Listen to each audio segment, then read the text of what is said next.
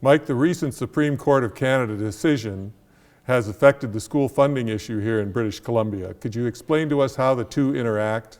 Sure. Well, I think the recent decision of the Supreme Court of Canada that basically restored class size and composition language to the teachers of British Columbia is probably one of the most significant decisions that's occurred in British Columbia for some time.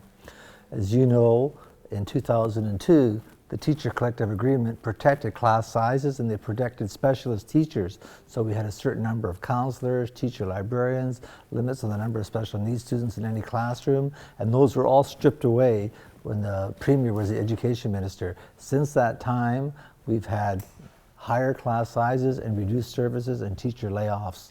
And what this decision means is that what happened was ruled unconstitutional and illegal, and that the government must now sit down with the teachers and reinstitute those class size provisions. And that means it's going to be great for kids, because kids are going to be able to get the one-on-one attention they need to succeed.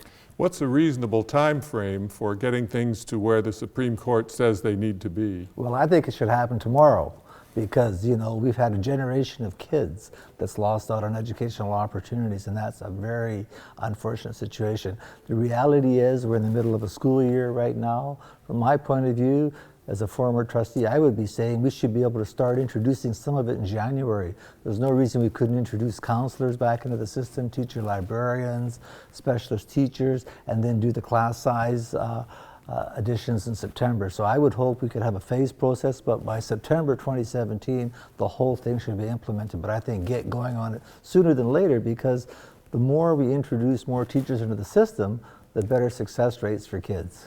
And do you have an idea how much money we're talking about, let's say for Vancouver School Board? Sure. Well, we did an analysis in Vancouver with our staff when it was going to court, and our staff estimated that in Vancouver's case, it would probably mean an additional $15 million for the district. That's in a $500 million budget, probably the hiring of more than 250 teachers and the need for 100 more classrooms. Now that would mean significant resources and attention to help kids succeed.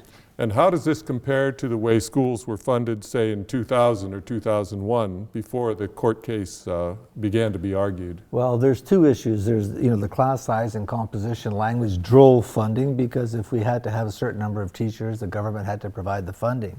But since that time, the government has also continued to chronically underfund education and download costs to school boards. So it's going to help, and that it's going to restore money, but that money will be dedicated to additional teachers to assist with class size and to address composition of classes. We've still got the whole issue of underfunding. My hope is that the government doesn't say, now school boards, you've got to cover this out of your existing budgets, which would be disastrous. It's time that the government realized they did something illegal, they shortchanged a generation of kids, and they need to step up and provide the resources to make sure that our kids have the educational services they deserve. Does what you consider as the underfunding of Vancouver schools affect any certain populations more than others?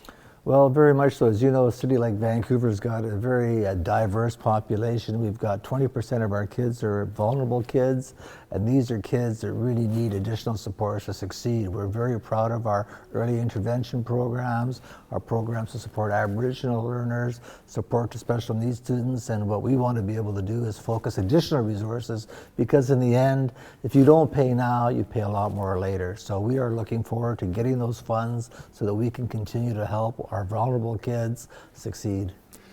Some people argue that international testing results are high for Vancouver and for British Columbia in general, and this proves that the schools have adequate funding. What do you say to those comments? Yeah, well, I think the reason we've got such great outcomes in British Columbia and in Vancouver especially is that we've got an incredibly dedicated teaching force, assisted by support staff and administrators.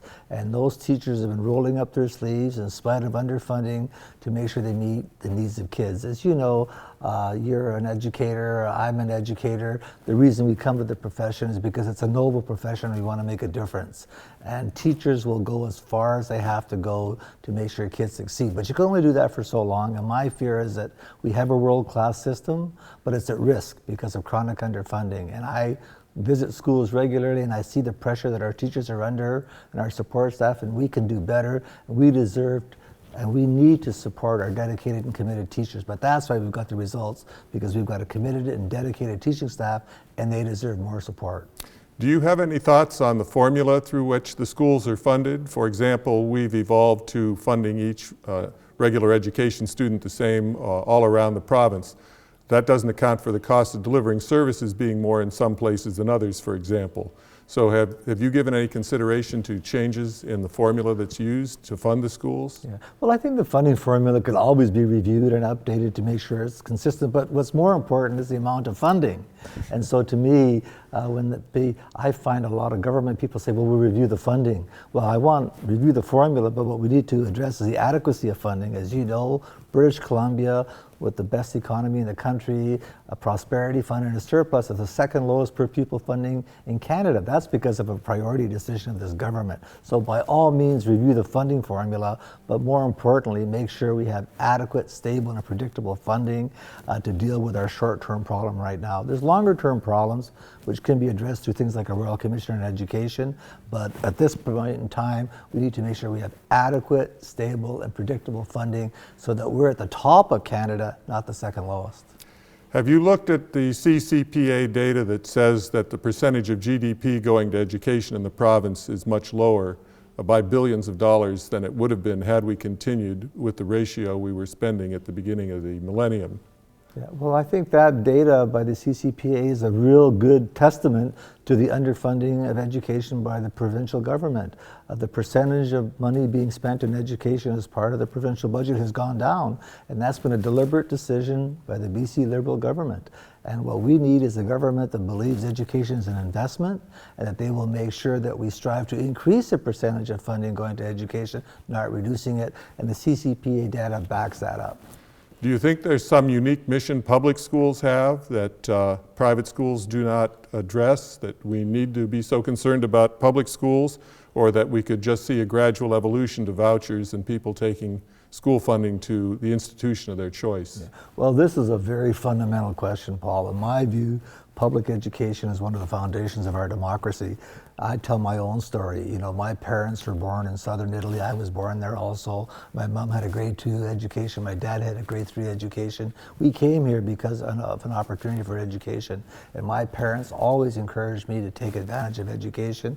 I was very fortunate. I got a bachelor's degree, a graduate degree, had a great career in education for 35 years. And I said to myself, one of the reasons I wanted to become a trustee is I wanted every child in Vancouver, regardless of their background, to have that opportunity. So I believe public education needs to be a priority. By all means, I have nothing against private education, but it should be funded by the users.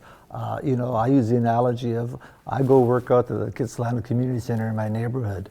It's paid for by my taxes, and I'm happy to pay those taxes. If I wanted to go exercise at the Jericho Tennis Club, I wouldn't expect the government to subsidize that. So by all means, make a choice to go to private schools, but do not fund it. At the current time, we spend more than $300 million a year supporting private schools. If we took that $300 million and gave it to public education, we wouldn't have the chronic underfunding that we have in British Columbia. Thank you very much for being with us today, Mike. Yes, pleasure, Paul.